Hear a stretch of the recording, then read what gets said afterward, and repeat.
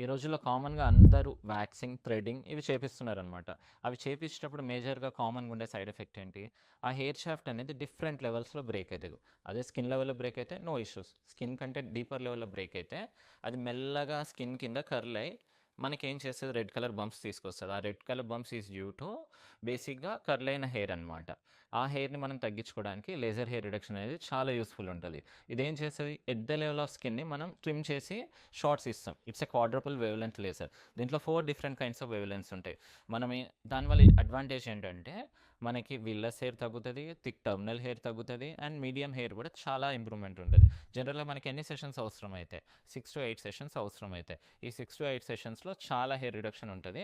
After that you need little maintenance. Maintenance అంటే మనకి once in a year depending upon your hair growth మనకు ఉంటదనమాట.